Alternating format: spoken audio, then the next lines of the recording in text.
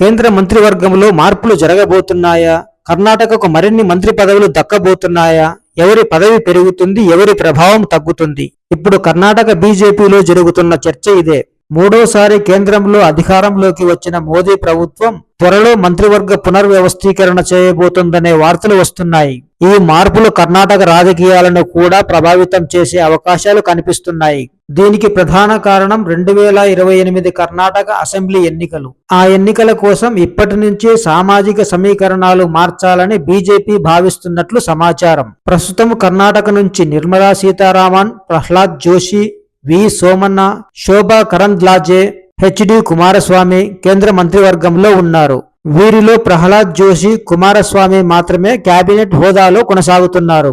ఇప్పుడు కర్ణాటకకు మరో 1 లేదా 2 మంత్రి పదవులు రావచ్చనే ప్రచారం జరుగుతుంది. ప్రత్యేకంగా దళితులు, ఓబీసీలకు ప్రాతినిధ్యం ఇచ్చే ఆలోచనలో ఉన్నట్లు రాజకీయ వర్గాల సమాచారం. ఆ లెక్కన కోటా శ్రీనివాస్ పూజారి, పిసి మోహన్ పేర్లు బలంగా వినిపిస్తున్నాయి.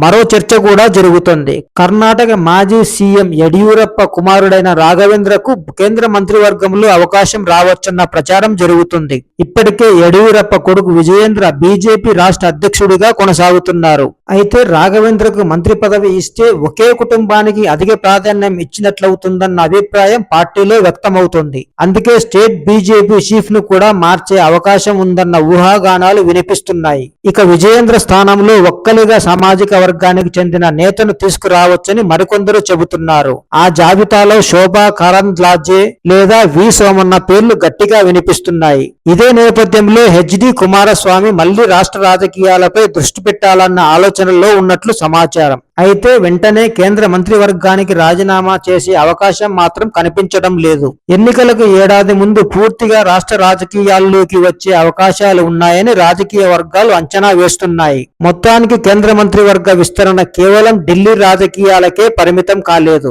దాని ప్రభావం కర్ణాటక బీజేపీ నాయకత్వంపై, కుల సమీకరణాలపై, 2028 ఎన్నికల వ్యూహంపై కూడా పడే అవకాశం ఉంది. అయితే చివరి నిర్ణయం మోదీ, బీజేపీ హైకమాండ్ చేతుల్లోనే ఉంది.